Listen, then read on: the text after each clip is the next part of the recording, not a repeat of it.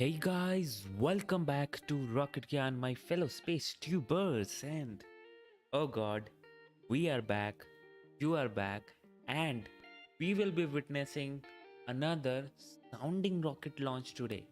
So, this sounding rocket launch is very interesting because this is carrying science. You know how much I just love sounding rockets because the science which they carry and the things which they say, things which they tell us about our own environment, space, and whatnot is very interesting. And today is no such exception. So, we are back again with this live stream, and you don't need to worry about anything because I am here to make you understand everything, every science which is flying today. So, welcome to the stream, Martin. Welcome, Dirt Foot Racing, Bird, Andrew Crawl. How are you all? I hope everyone is fine.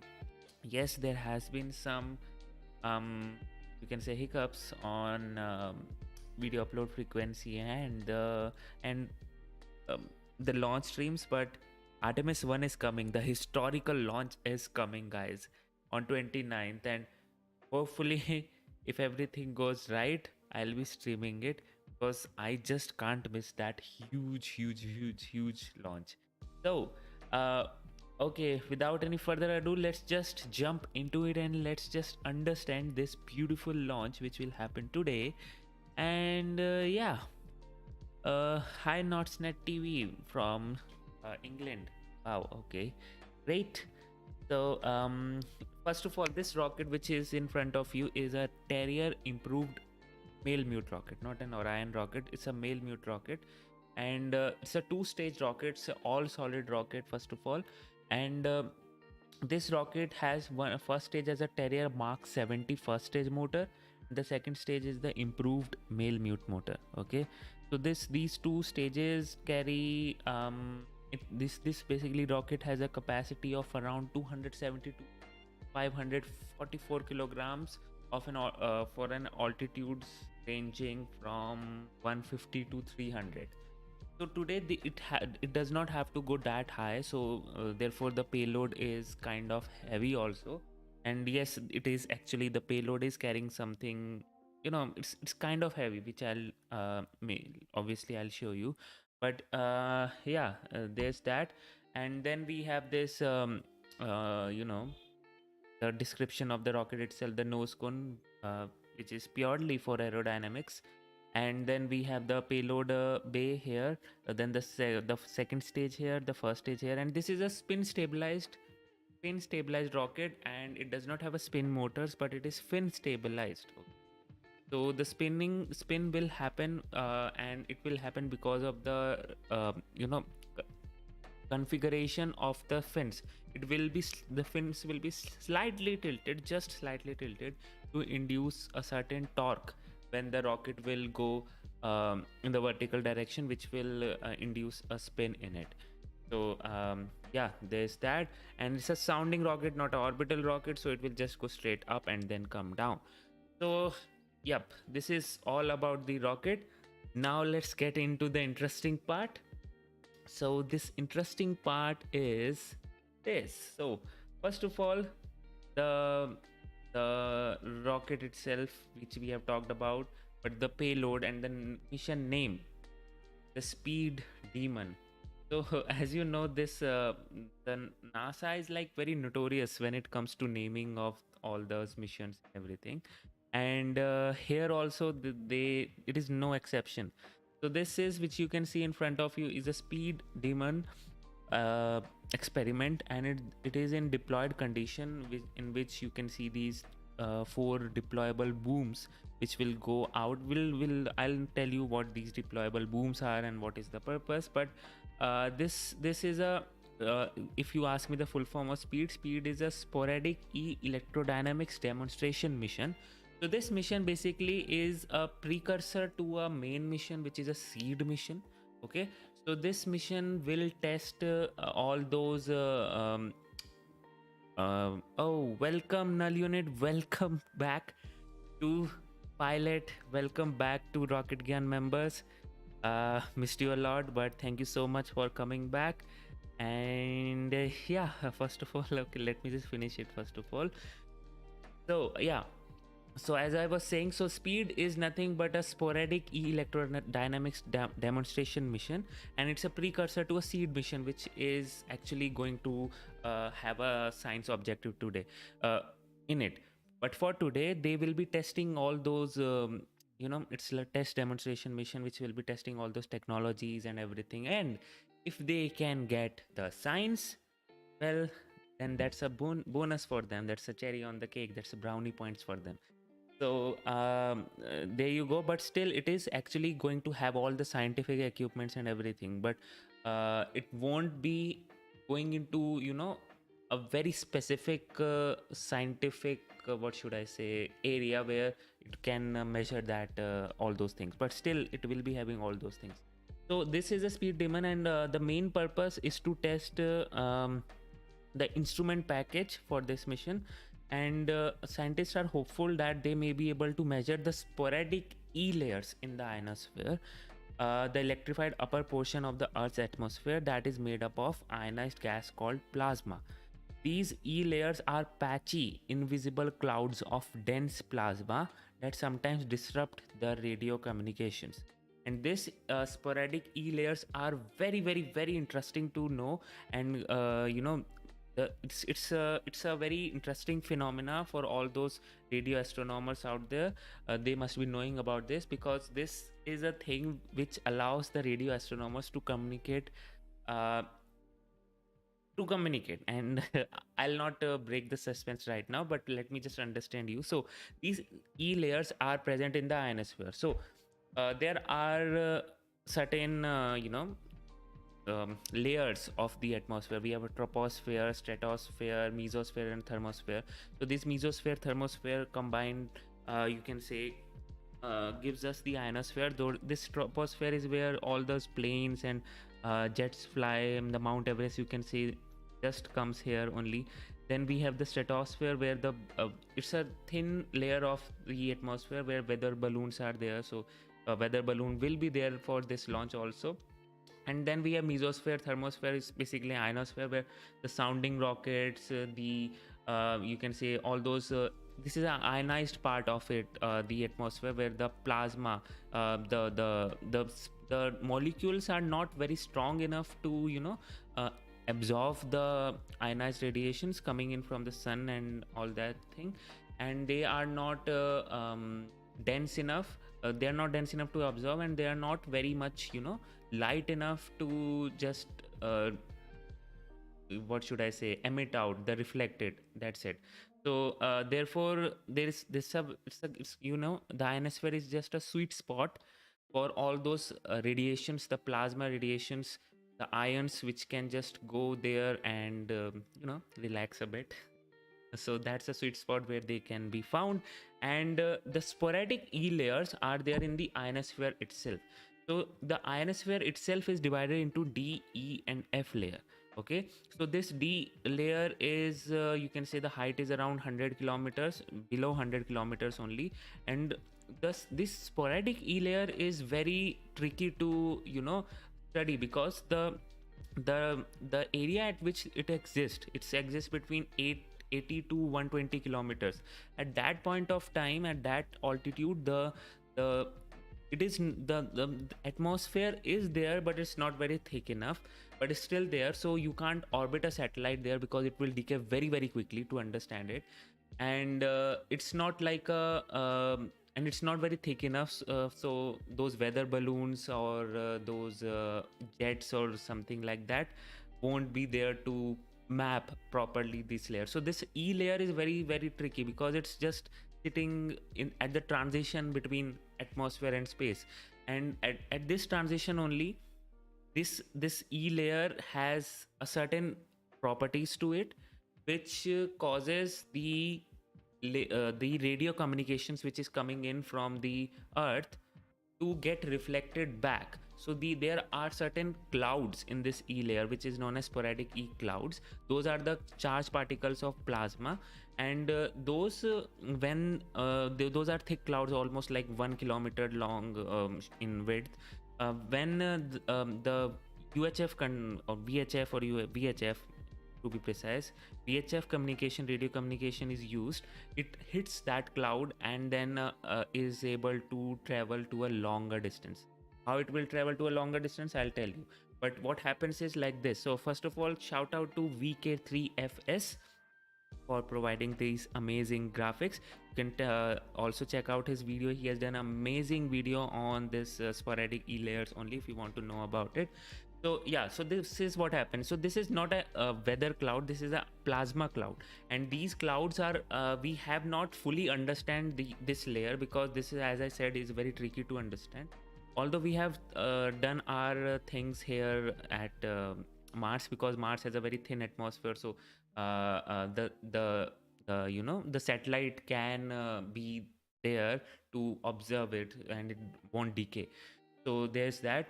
And since, you know, guys, this phenomena occurs, so this is a kind of advantages also and disadvantages also, because when you are trying to communicate with the satellite, then there's a problem, because this you know, ion clouds block the signal. They just reflect it back to the earth. And if you have used radio, all those 80s people, 90s people, if you have used radios, you must have noticed sometimes what happens is, like, you are on a channel and suddenly something else starts playing on that channel, you know, like somebody else is talking on that channel with you. Why is that happening? Because of this only. Another frequency is being interfered because of this plasma ion cloud, reflects back and hits to your radio, and you get that overlap of those things. So this is a thing. And why it can be advantageous, that's a disadvantage, that it can block. But why it can be advantageous? So the thing which it will be called as advantageous is because it can be used for communication to other spot where it is not in line of sight. So if you can see, let's suppose this is a station which has to communicate with this receiving station, and there's a huge mountain in between. So, and it does not want to use any satellite or something like that. So how it will communicate? Because the line of sight is blocked with this mountain. So what it can do, rather than just, you know, sending a signal directly to this receiving station, because it can't do that because of this mountain, what it will do, it will just throw the VHF signal to this plasma cloud, the E layer. It will reflect because of that ion, you know, interaction, and it will be reflected back to this receiving station, and hence it can enable the long distance communication of up to 200 to 2500 kilometer in just one reflection. Okay. And there is a full concept for this, you know, this propagation concept is the Sporadic-E layer propagation concept is there, like this one, wherein you can actually make use of numerous clouds. Here you can see there's a skip zone, numerous clouds, like if you want to transmit some signal from this transmitter to this receiver, and since, as I said, maximum distance of one reflection is 2500 kilometer, you can have a skip zone wherein again you can reflect it back from this point to another cloud, and then and that cloud will again reflect it, and it will go back to it will receive at the receiver's end. So this is a very amazing concept, guys. Like, just think about it. You don't need anything, literally anything. You are just playing with the natural phenomena, natural things which are out there in space. There is no satellite you need, there is no infrastructure you need, nothing. Just you need to understand these clouds, and that's a very tricky part, and that's what is being solved with this SpEED mission. Although it's a technology demonstration mission, but it's a precursor to SEED, and SEED will be able to properly understand these clouds, these Sporadic-E clouds. Okay, so as I said, so there is like not only the communication is not only like this, like you know, with the transmitter is giving the signal to the cloud and then it is going back straight to the earth. No, there is also certain kind of communication which the cloud itself communicates with another cloud. So basically it just reflects the signal to another cloud directly, and then it gives that second cloud gives the signal to the receiver. So how does that happen? It can happen, and it works with changing your frequency, because what happens is, like, if you have oopsie. Okay.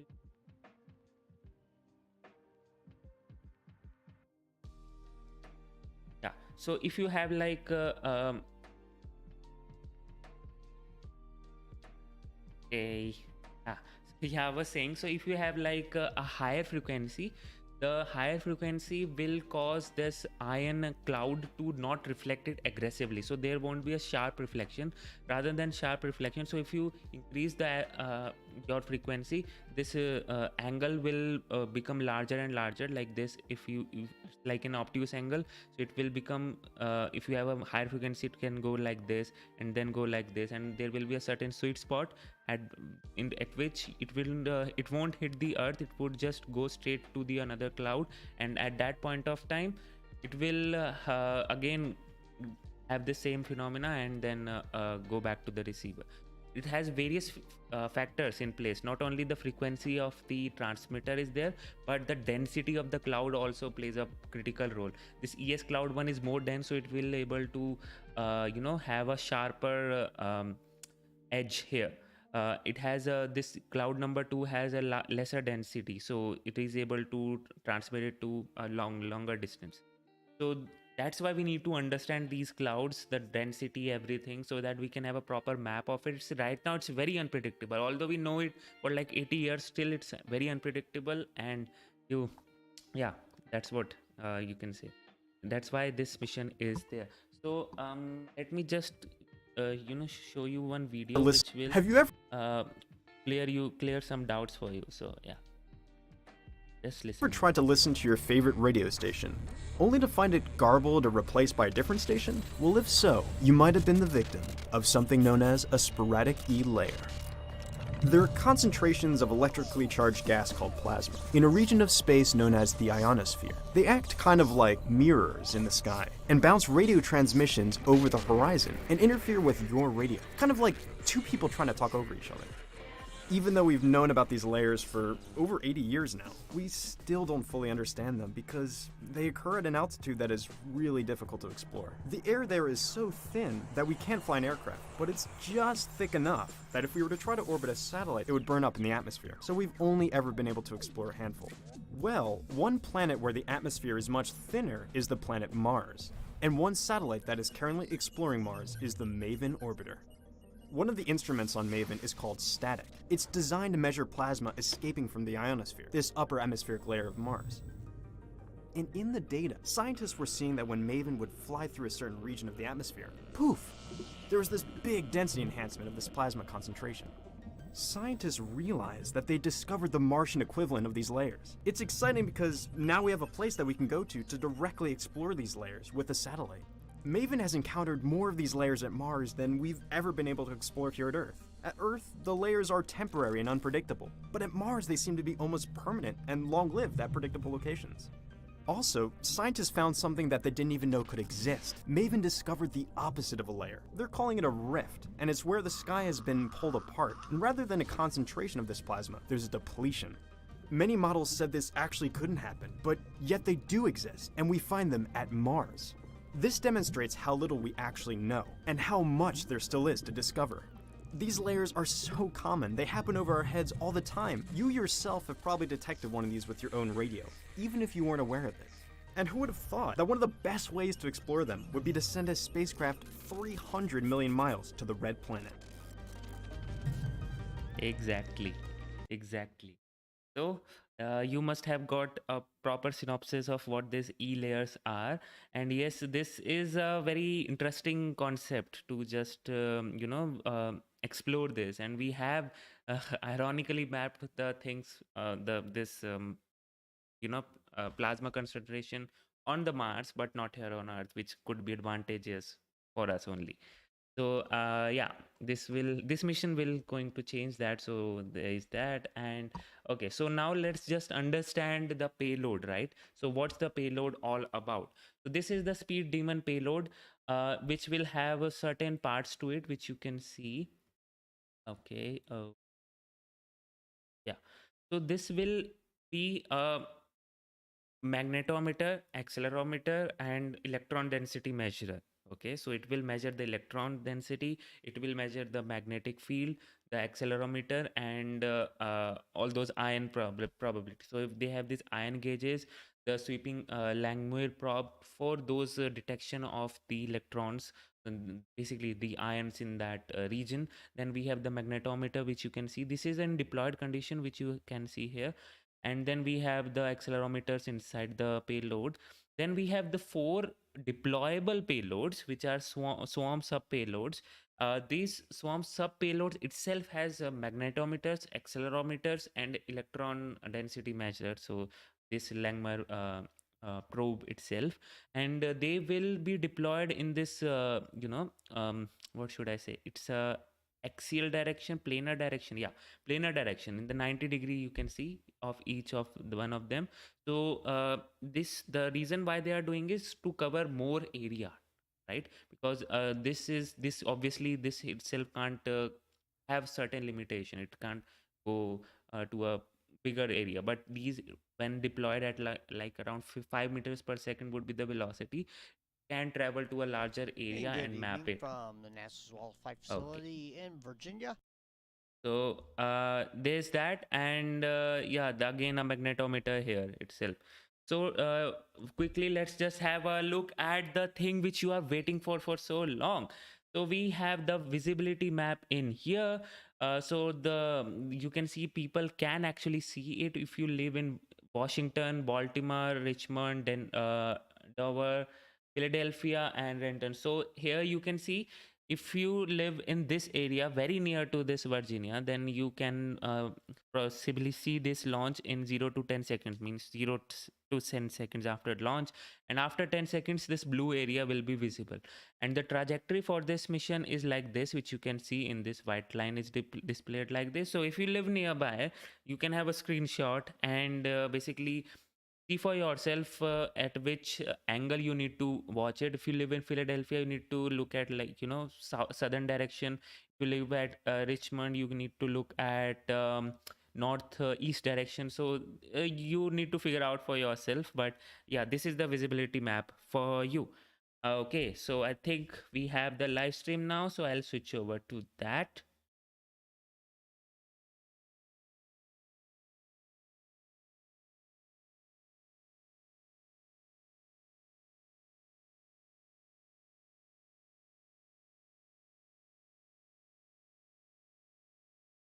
Disrupt radio communications.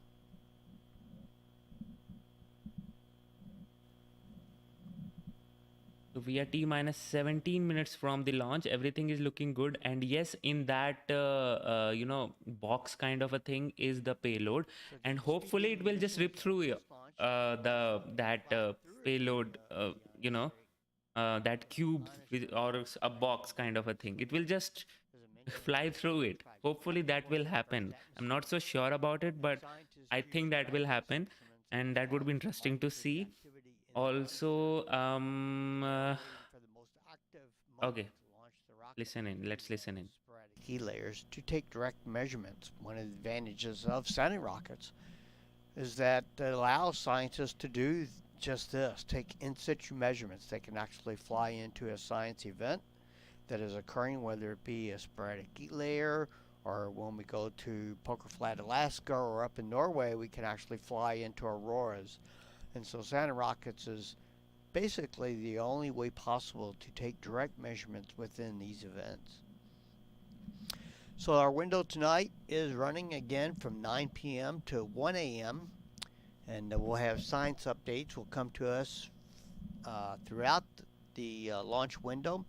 Plan is, again, we'll count down to T minus 10 minutes and go into a hold until we get those science events occurring.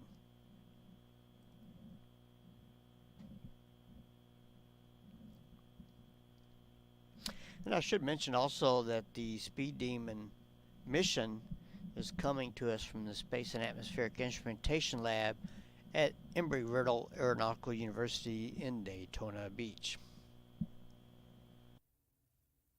So, welcome to the stream, all of you. Hi, Wendy, watching from Church Creek. We should see it from a driveway. Wow, okay, so that should be interesting for you.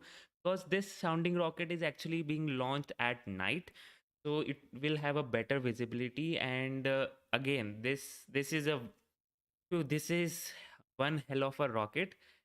If you just blink your eyes, you will just miss it.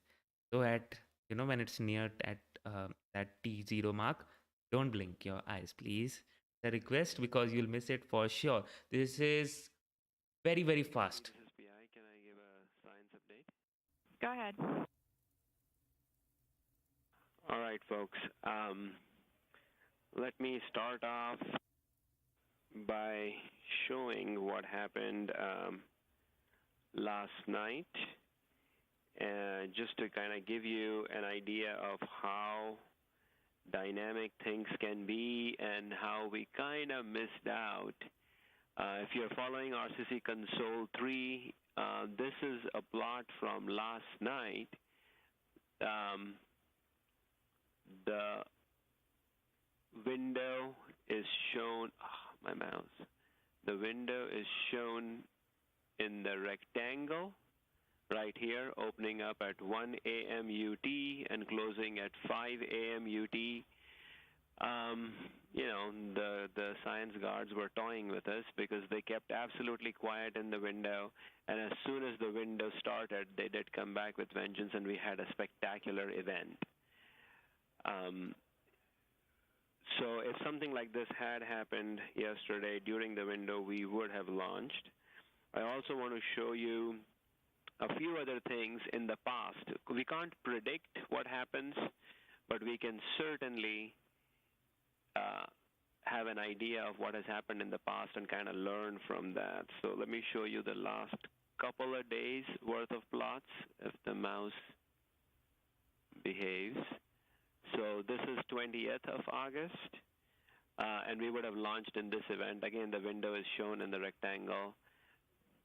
This is 21st of August. We would have launched. Was spectacular. 22nd, we would have launched. 23rd was last night. Something that we don't want to launch in is like this, where it starts dying off right as 1 a.m. starts. So far, our night is looking good. Let me minimize this too. You can see there is continuous activity versus last night when it was just blue. All we are now looking for is for this, well, the plot just is starting to update. All we are looking for now is for this bright yellow stuff to start going above 3.5. Now, what is good is this map, which shows Sporadic-E activity over the entire United States. So right now, the stuff that we would want to launch into is happening on such a big scale. We are just missing out by a tiny bit right here. Hopefully some of this green stuff will move over us and we will be able to launch. Long story short, tonight is going to likely be the night. Let's cross our fingers, and I'll keep you posted as we start seeing some activity in this plot right here, which should update anytime soon here. That's PI out. Dude, that's the most detailed description that I've ever heard. Very informative. Thank you. As you So said. we'll leave the screens just like it is, and for your next update, we'll just use it again. Wow. And there you have it from the PI that looks like tonight he is looking hopeful that we are already starting to see some activity in the Sporadic-E layer. Last night, as you mentioned, we got close. Our window closed at 1 a.m. Eastern Time, whereas we stopped counting about 11:30, and then but the actual science window that we could launch into was at 1 a.m. And sure enough, all night long during the window, during the count, things are really quiet. And then all of a sudden, right after the window would have closed, things got really exciting in the ionosphere. So hopefully tonight will be the night, And stay tuned with us, and we'll keep counting, and hopefully we'll get a good show for everybody. Okay, so guys, this is what we are talking about, right? Um this mission is not related to science, because this is not a science mission actually. As I said, this is a precursor to a SEED mission. This is SpEED mission. The main mission is a SEED mission. This is a technological demonstration mission, but again, it will carry all those. Okay, so we have a T-minus hold. 10 and holding. That here.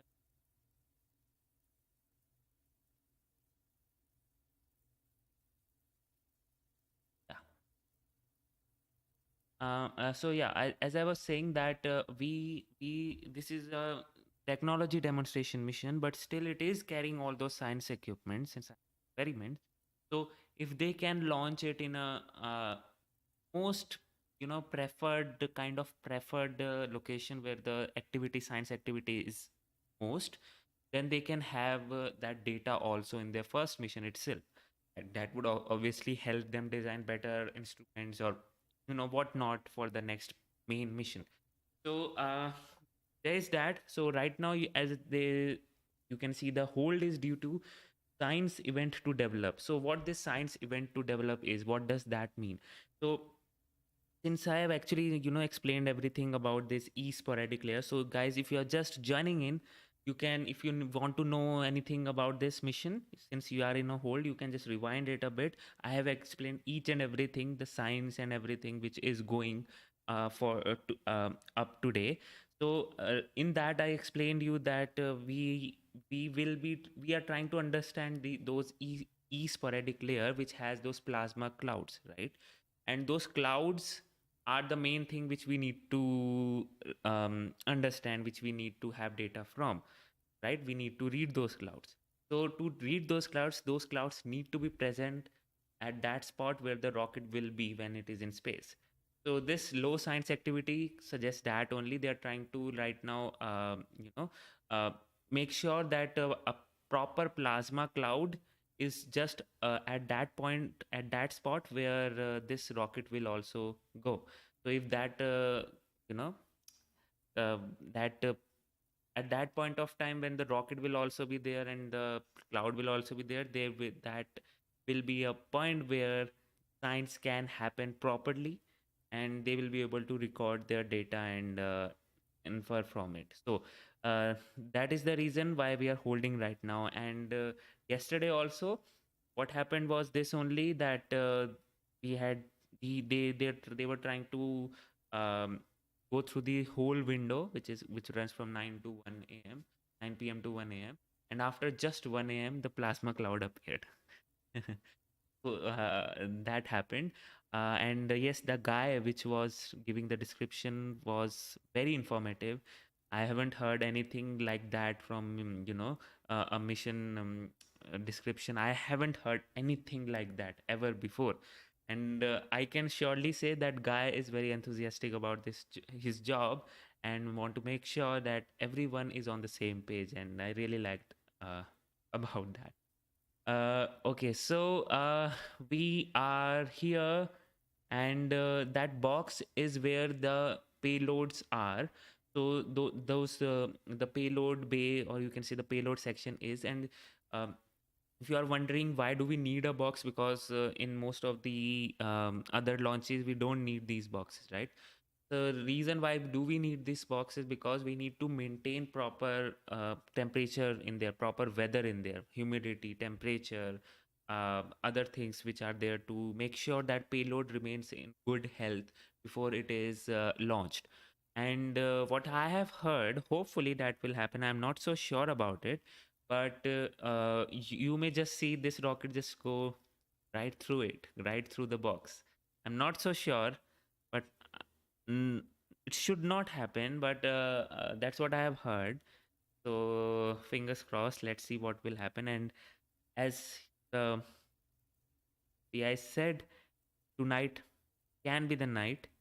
So we just need to hold our breath for a little bit longer. I mean, yeah, we You don't expect us to hold at T minus 10 and run through like 4 hours holding our breath, right? That would not work, obviously, until unless you are some kind of a superhuman, or not a superhuman, you are just an alien then. Trying, that's why you are watching this, trying to make sure that you reach your home planet and watching all those spaceflight activities. Yep. Anyways, jokes aside, so yeah, this mission is here for us to understand these sporadic layers, and yeah, a very interesting mission to actually see. So, guys, if you are just joining in and if you don't know about this channel, on this channel we do live streams of the launches, and I make sure I make you understand all those things which is going to space: the rocket, the science, the payload, the satellite, the range, and whatever A to Z about the launch. If you are into that, and if you are into space stuff, because I make some videos also, so you can subscribe, and if you want to support me, please do that by becoming a member.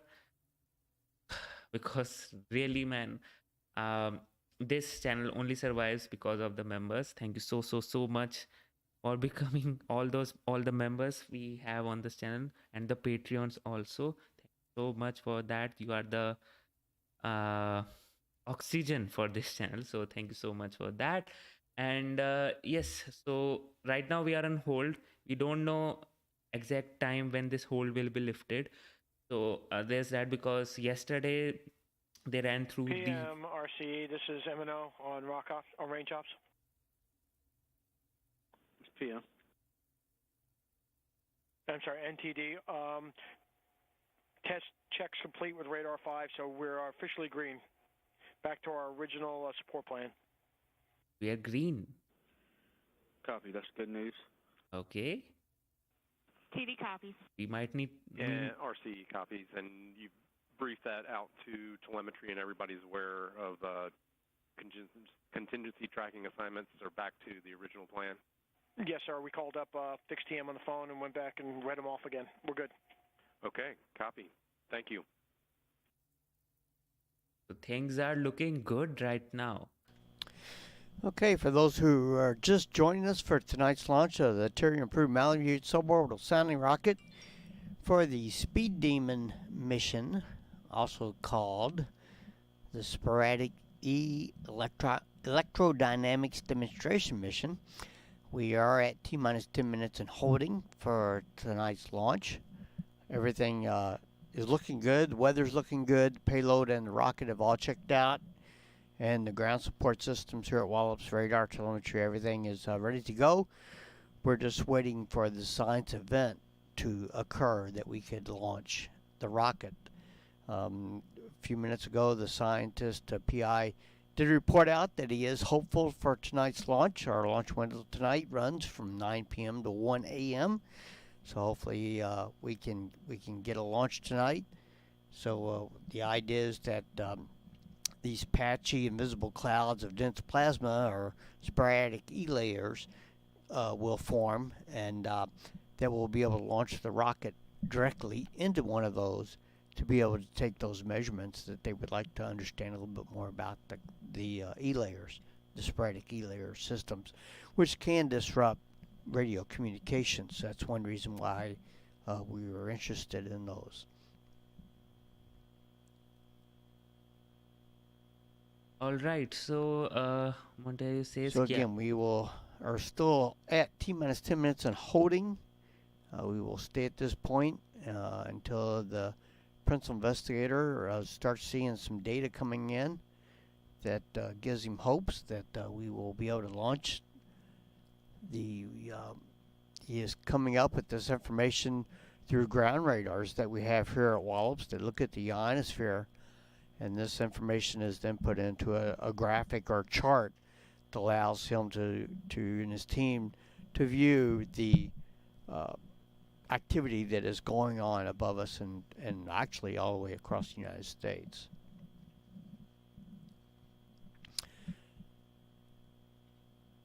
So I hope you can stay with us tonight to catch the launch.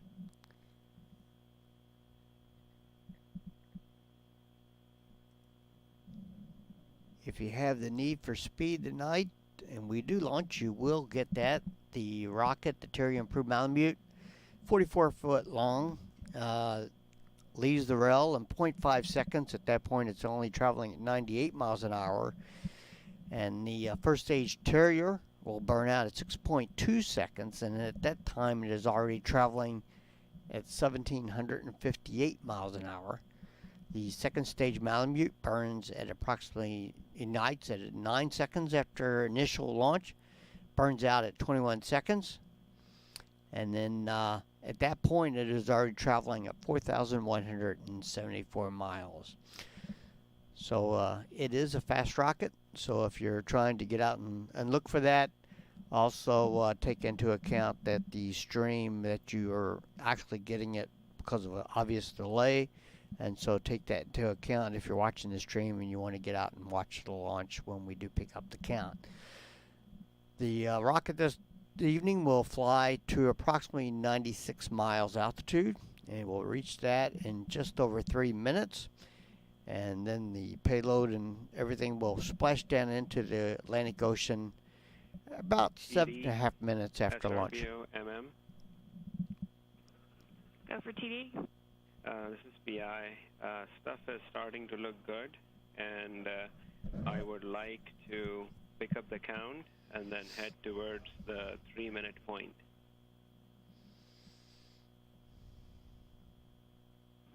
TD copies. All right. They are picking up the count. That's great. MM copies. Payload's getting ready. So the box is a part of the rocket. Now Montero, that will fall off hopefully when the rocket will fly. You might see it it might just rip off through that. So do you have any idea cloud. how long you're going to hold? 3 minutes. Box. At this point, no idea. It could be as much as 0 and we push through, or potentially 5 minutes. Copy. RSO TD on 1. Go ahead. Request status impact area clearance. Stand by.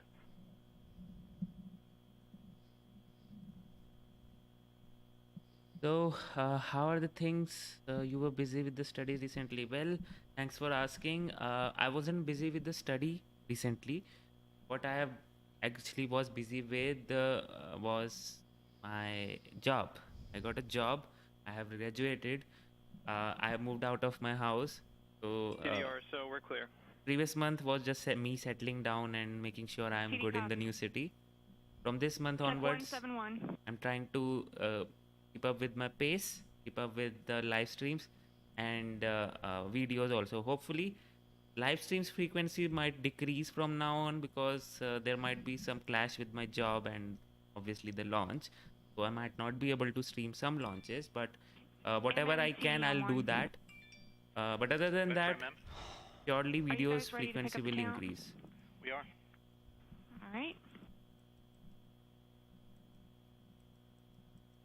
All right.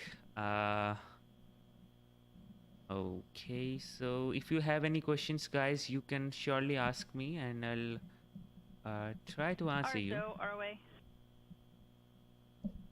Go for RSO. Could you provide initial wind-weighted settings? Initial wind-weighted settings are set as Hey, Louis Smith, 90 welcome decimal back 9, to the elevation stream. 68.0. Azimuth 90.9, elevation 68.0. Good readback. LC ROA. LC. Set initial wind-weighted settings per blockhouse settings and report when complete. Azimuth 90.9, elevation 68.0. In work. Thanks, sub peeps, for your appreciation. All this is ROA. This is 46.025 Terrier Improved Malemute. Really launching from helps pad because 2, ARC it's like, oh, I haven't slept all night and it's 6:30 and I have to go to my job at 10 today, and I haven't slept because of this stream. So Hello, green. Programmer. Programmer green. RC. RC green. SCO, SCO green. MNO, MNO is green. RCE, RCO is green. PLC, PLC is green. PTM, PTM is green. ACS, ACS green. Swarm, Swarm is green. SPC, SPC green. MPS, MPS green. PI, PI is green. MM, MM is green. SRPO, SRPO is green. PM, PM is green. RSO, RSO green. TD. TD is green. And programmer TD on 1. Go ahead. You can pick up the clock on the next even. Programmer copies. Next even. All stations are responsible for reviewing the go-no-go criteria listed in the OD. Only stations annotated with an asterisk in the previous step are permitted to call hold. All other sites should report red. Check 177. Okay. Launcher settings are azimuth 90.9. So they are now setting up the launcher, and everything is green for the launch, guys. So this is finally happening. Finally happening. So me waking up all night would surely work, I guess. So yes, thank you so much, guys, for appreciating. Really helps me to be awake. So yeah. Right now we see there's some the problem with Wallops live stream is that we might not know if the countdown has picked up. So okay, so they have updated their countdown. So I'll just do that for at my end too. PM MNO channel 1. PM, go ahead. Yes, sir. I can give you step 1 in 1. Recorder started. Check 181. SPC check 184.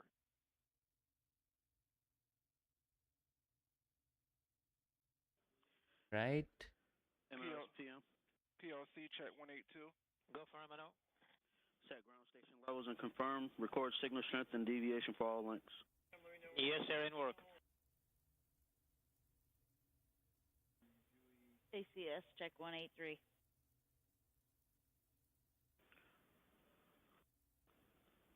RC is PM. It's RC, go ahead. Interrogate transponders and verify good 5 and 9 code. In work.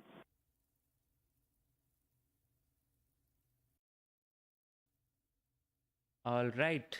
So we are T-minus 8 minutes 45 seconds from the launch. Everything is looking good.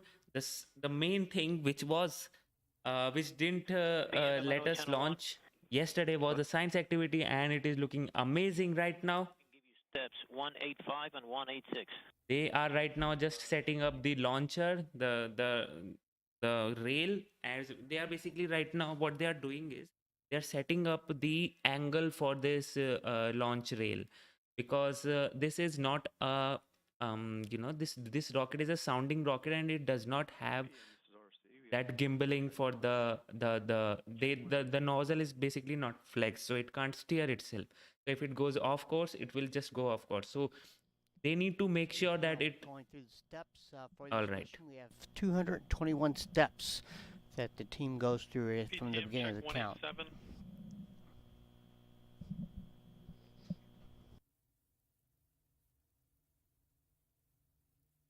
Yeah, thank you so much, Louis Smith. Yeah, so I was saying that since this does not have any steering capability, so they need to make sure that they just throw this dart at a very specific angle, because this is literally a dart. It does not have anything in which it can steer. So they need to adjust the angle of this launcher with the respect to the winds, with respect to the weather, and so that they can just hit that spot Again, which they the plan want will to. be to count down to T-minus 3 minute mark. At that point, the PI will determine if we continue the count, if we go into a hold, and the hold will be approximately no more than 5 minutes in order for us to continue. If not, then we would have to go back to T-minus 10 minutes and reset. Check 191. ACS check 190. MPS check 192. Yep, Paki, this is a 50-foot tall model rocket. The only difference is that this literally goes to space. And talking about the apogee, Scott, Ridley Scott, the thing is that they have not actually published the apogee for this mission, but what I'm my executed guess would be around 90 to 120 kilometers, because that's where the E layers are. Okay, so 90 to 120 kilometers is where the E layers are, the sporadic E layers are, and they want to hit See the that rocket plasma there on the clouds in pad? that layer. The So payload yeah. itself is actually boxed in a insulation so that we are allowed to keep it from the humidity and also keep it cool since we are in the summer. ROA, this is the RSO. Don't have wind-weighted settings yet. We're trying to account for this planned hold. Understood. So guys, hey JJ, welcome to the stream. I'm understanding I'm holding at 3 minutes. Okay, so we'll be holding at 3 minutes now for some reason. Yes, programmer. Maybe they need some more time to adjust the angle for this launcher. And yep, please just let it come in from where you watching this stream, guys. Just type in the chat. BI, can you confirm if you would like to hold at 3 or continue the count as normal? At We have this your point, step later on at 199 as well. At this point, I am considering pushing directly through T-3. That means I will not hold. PLC check. All right. Programmer, you copy that? Programmer copied. Nope, there is no hold, guys. There is no PLC, hold. did you confirm 195? So whatever they Yes, have to do, PLC they have to do in just check 1 minute. 195. Thank you. PTM check 194 and 196. ROA, and this is the RSO. Channel Okay. 1. Okay, guys. One Go thing ahead. which Yeah, I I've would got love Final like wind-weighted you to see is this. If you live nearby, this is the visibility map, guys. If you live in these locations, you can surely watch this, and in 0 to 10 seconds you'll be able to watch in this green area which is near to this Virginia, and then Washington and all those things that will be visible after 10 seconds, 10 to 21 seconds. So if you happen to watch this launch, please hit have some pictures or videos and tag me on Twitter, which is @RocketGyan, and it's in the description also, and we'll see those images and videos after the launch. So if you want your videos and photos to be featured here, do tag me on and go for launch. Twitter. So we are T-3 minutes 35 seconds from the launch. Wind waders have given us the finer launcher settings. Sending rockets are unguided rockets, so it's kind of like shooting an arrow, so we have to account for upper level winds to make sure that we point the rocket and so that we'll hit that target in the sky. Yep. T-3 minutes and 10 seconds from the launch. Everything is looking good. Check. PLC check. And guys, 193. there might be some delay in the stream, so just at T-2 minutes, go outside from your location and just start looking at the direction from where you might be able to see this launch, and get your cameras ready. So guys, quickly, I'll just summarize what this mission is all about. This is a SpEED Demon mission. This will try to measure the basically try to measure the magnetic fields or the plasma cloud which are present in the sporadic E layers, and hence help us better understand those E layer in the ionosphere which has the plasma clouds, which can be advantages and disadvantages also. And if you need to know about those things, I've already discussed everything about it. You can just rewind it after this launch, and No change and confirm nominal. Check 204. and you should be good to go. No change on internal. SPC check 203. And for watching the stream, Azimuth 91.4, elevation 68.0. T-2 minutes. T-2 minutes and counting, guys. This is happening. This is happening. time to go on outside, get your spot, to be able to watch the launch. May be visible from Wallops all the way up to southern New Jersey and possibly in the DC area. and south, depending on cloud cover, all the way to the upper Outer Banks, North Carolina, and west over to Richmond. So good luck. This is happening. And guys, please don't blink your eyes. Check 205. This is ACS check too fast to 211. miss, okay? PTM check 212 and 213. It's happening. Bird. Oh no, please don't. Payload station. No this is birds, MM, please. Pulling for readiness to proceed to launch. PLC. It's happening, guys. PTM. Go. ACS. Go. 1 minute. SPC. Go. Swarm. Go. MPS. Go. PI. Go, go, go. SRPO. Go. MM is go. Payload is go. Yes. Check 216. Okay, 217. guys, I'm so excited. This is finally happening. T minus 40 seconds remaining. This is happening. Oh my god. Okay. T minus 35 seconds remaining. T minus Arling 30. verified.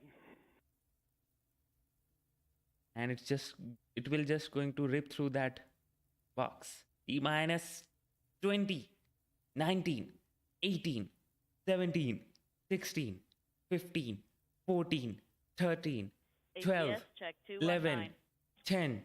10, 10, 9, 9, 8, 7, 6, 5, 4, 3, 2, 1, 0. Woohoo! All aliens present. Radar's tracking. That was quick. Second stage ignition. Motor pressure. All TM antennas tracking. Okay, the first stage All has radars are tracking. the first stage has done its job. It has separated. Now the things it's on the second stage. It has lightened up, hopefully. They are not able to see it right now, but you can see the animations, guys. Hopefully you are able to follow it because of that. So the second stage has lightened up right now. And yep, so now the second stage has completed its burn. Right now it is traveling at around 3000 meters per second. Nose cone separation and switch. There you go. The nose cone has been Three-quarter separated. Payload separation. Okay, so I didn't have the mission profile, so that's why this is happening, but it will happen Both soon. swarm doors squibs and all 4 doors. All 4 swarms ejected and at high power. Forward boom squib. Payload separated. We are tracking all 4 swarms on both antennas. Successful swarm track on both antennas. Okay. Both monitors on extending booms. Extended booms and nose cone separated. Booms are extended, which you will see now. Splash on booster. Splash on booster. Flash GPS on on all booster, 4 which means swarms. they have All got 4 some Dallases. data. Got all 4 pots on forward booms. There you go. Deployed. The booms have been extended, which you can see in the animations, hopefully. TDLPM. Go for TD. And Yes, there ma'am. you We'd go. like to get clearance to bring the fire department down. We got a small grass fire on the pad. Now those Go ahead. things have to be deployed also. Those there are 4 deployable payloads also, which you will see hopefully. And during the flight, you hear them talking about the swarms being ejected. These are small canisters. Okay, they have been ejected There's already. 4 of them that are being ejected from the main payload. There you This go, you allows can see the us- and animation they are now. instrumented to gather some more data in electrical fields. And so this There you go. allows us to take measurements over a much wider area than just what you would have with the payload going up in a vertical profile. The swarm payloads have been ejected right now. Hopefully you were able to catch that in the KSP animation. This is not animation actually. This is KSP, the Kerbal Space Program. And if you are into this rockets and space, I would highly recommend you purchase this Kerbal Space Program. Hopefully you like the animations which I did on that. So right now these booms are nothing but these are the responsible for the magnetometer. These booms have magnetometer, accelerometer, as well as electron density measure. So it measures the ions also. So That's what it is all about. ACS Apogee update completed.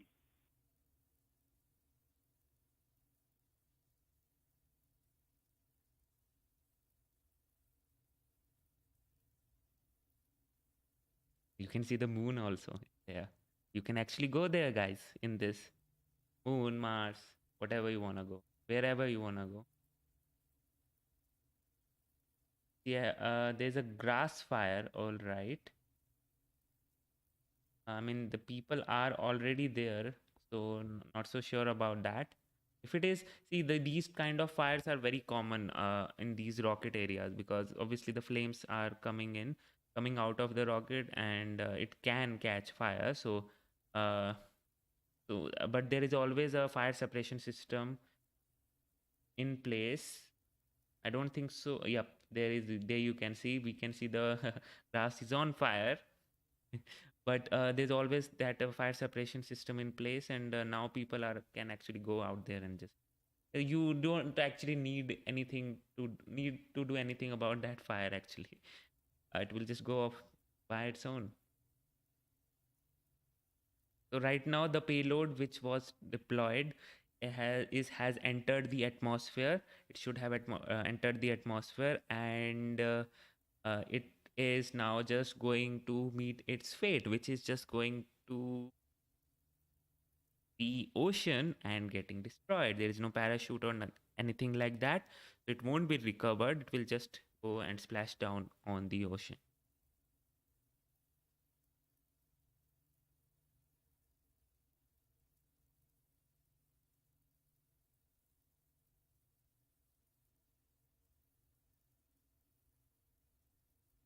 So guys, if you did see this launch, do tag me on Twitter. The link is down in the description also. @RocketGyan is my Twitter handle. Because we'll be seeing those images and videos right now once we get this over with. But that was a speed demon. Starting to tumble. Literally a speed demon. Cameraman did his job, but TD-LPM? Go for TD. Yeah, we're going to hold our PLDA, but are we clear to drop the launch hazard area? Yes, sir. Copy that. In work.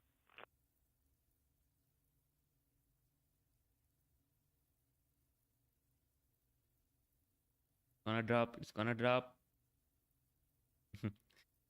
Oh, there you go. Destroyed. All right. So, yeah. There you go, guys. Finally, they must have. And since you heard that voice, right? PI said, there's a splash, there is a splash. That means they literally got the data on their readers, the magnetometers, the electron density readers, whatever instruments they have. They actually have the 3 instruments only. But they got a splash of the plasma on them, which means since this mission was not supposed to be a science mission, this is mostly a technical demonstration mission, tech demonstrator. But still, if they can get some science out of it, that's cherry on the cake. PM LOS on 7.3 antenna. I thank you so much. Yep, appreciate that, Jersey Devil, so much. I wish the rocket would take the mosquitoes. Well, LOS on the 6 meter. That does not happen actually, but it would be great if something. And LOS 18 LOS would have indicates happened. loss of signal, which tells us that the payload has impacted and the mission has been completed.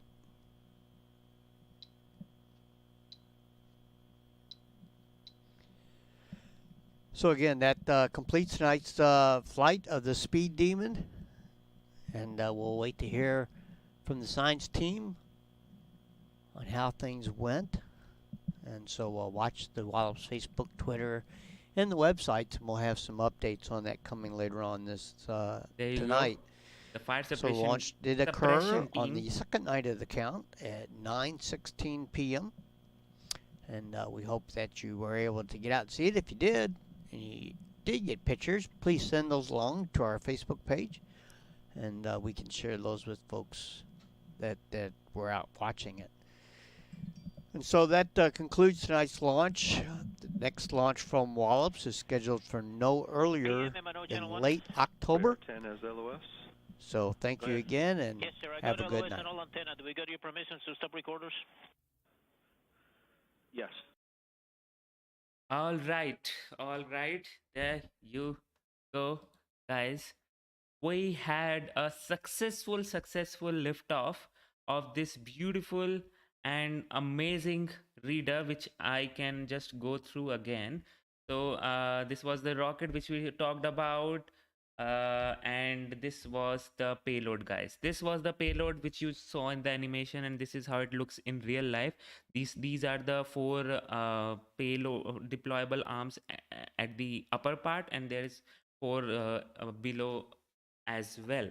And this is the speed demon payload, and it is responsible for measuring this Sporadic-E layers. And these Sporadic-E layers has this cloud kind of a thing. This is nothing but a plasma cloud, and this plasma cloud, what it does is, as you can see, when the signal is going outside the earth, basically to satellite, it just blocks that signal. So that's why it is of interest to study these layers.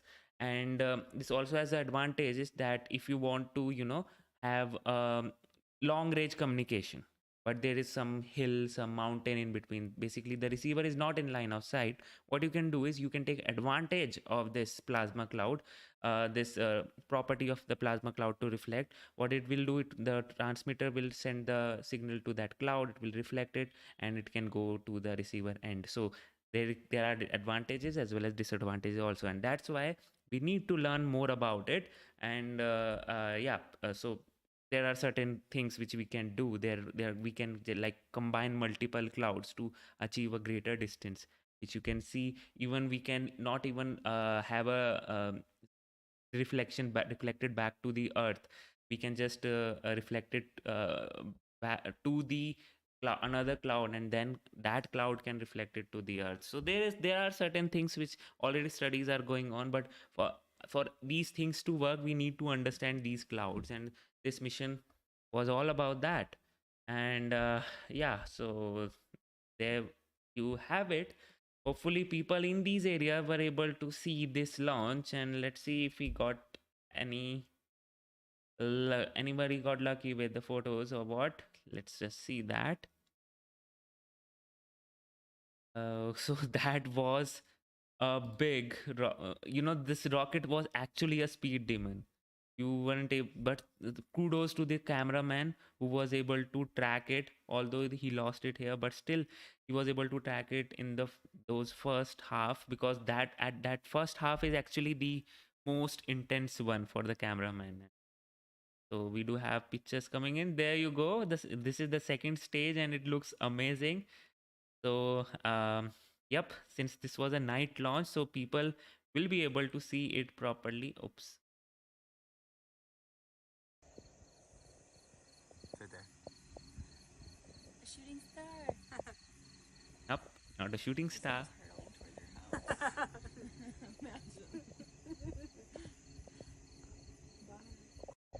All right, from DC again. Well, were able to way too quickly to get a pic, but this was our view. All right. Cool.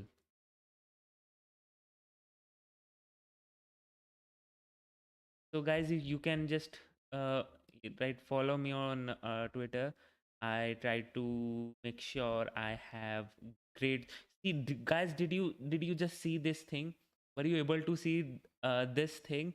This image was taken by JWST, and this is the most detailed image of the Jupiter. You can literally see the rings around the Jupiter, and yes, Jupiter also has rings, although it is not visible because those are very light, but still it has rings, which you can see in here.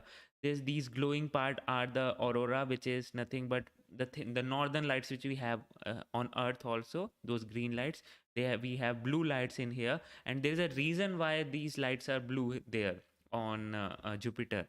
It all matters. It all comes down to the composition of the atmosphere and all that. And you can see this great red spot of the Jupiter, where every time the weather here is very, very, very, very worse, like literally worse here. So this spot is the giant red spot. That's what they call it. And yeah, here you can see another one, the detailed one. This JWST is literally the best invention, the best thing to explore space which humanity has made. That this is literally the best thing which humanity has made. Tell you that. So yeah. So do we have any other thing? Guys, if you have any pictures and anything, so do tag me here at RocketGyan.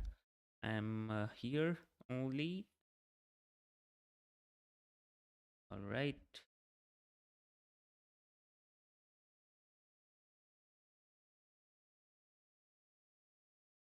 Got another one. Here you go, this little spot. People were able to track it.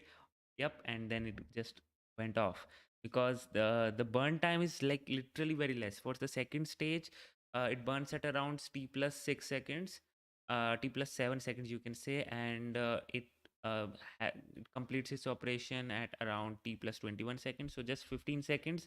And so the total burn time is like 21 seconds in total, combining the first stage and the second stage, and still it is so damn fast that it's still able to go to the space, and not just go to the space, it like literally achieve altitude of around like 300 kilometers or so. Although it was not the thing for today's launch, because um, the sporadic layers exist in just these 90 to 120 kilometers. So I am hopeful the apogee was that for today's launch, but other rocket launches and other sounding rocket launches, the apogee is around like that, only 300 kilometers or so. Yeah, there's that. All right, so I think that should wrap this up, I guess. If you have anything, you can surely ask me right now. Okay.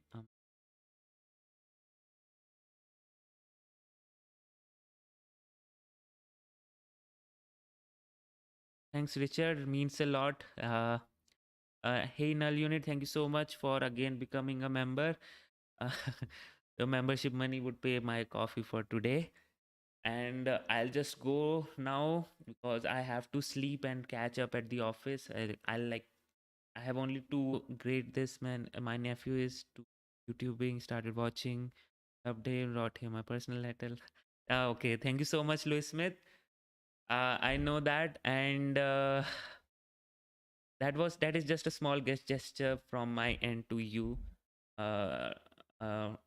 Just like a thing which I like, not only just creating content. I like to have some personal content, connect with my subscribers, to my family. Like literally, I treat you like my family. Many people just say these things, right? On YouTube, you must have heard um, this statement a lot, but I literally treat you all like a family, and that's why in our subscriber base is not at all toxic. It's not at all toxic. It's not a fanboy of any one company. Everyone here is literally a space fanboy. There's space fanboy or girl, because no one here literally is like SpaceX is good, Starship is like amazing, SLS is shit, and all those things. But no, that is not the case. So, and I'm really proud of that. I'm really proud of you all, literally, to maintain that thing, because that's what was the aim for this channel, was like have a space community which is peaceful and is all about team space. That's it. It's all about humanity, team space, uniting the humanity, because space is all about that. Uh, all right. So thank you so much for keeping up with this behavior. And yep, big day is coming. Artemis launch. Big day is coming on 29th. But damn, I have my office that day, but I'll still try to have some take some sort of off that day. But I won't get that, but still I'll try my best to get a stream on that, because that is a historical launch. Artemis 1 is happening on 29th of August.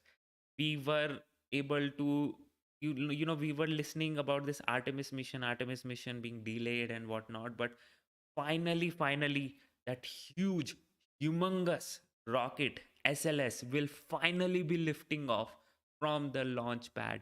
And that humongous, the moon rocket, which will actually take humans back to the moon from that Apollo era.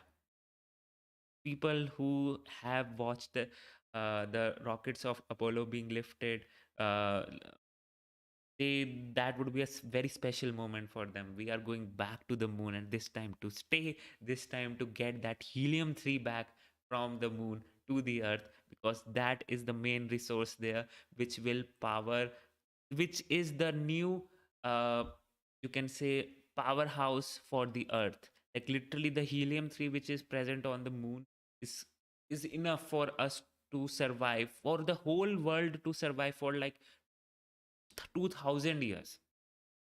And I'm taking in account all those power surge which we will have as we evolve. But still, helium-3 is the next power cell which we should be getting once we stay on the moon. So people say, why do we explore space? If they don't understand science, no worries. You should understand this thing, that there is unlimited supply of resources in space, and that's the reason why should we explore space. As simple as that. And we don't know, like literally on earth, the things, the resources which came on earth itself came from the space. The water came from the space, the gold came from the space, and whatnot. And even you just don't know, you might find some new element which you have not discovered at all here on earth. And that element might be, the super alloy which you need to make something like very hard, like undestructible, or maybe something which is able to treat cancer. Like the possibilities are endless. And that's the reason why we explore space. And I'm so happy we will be going back to the moon. All right.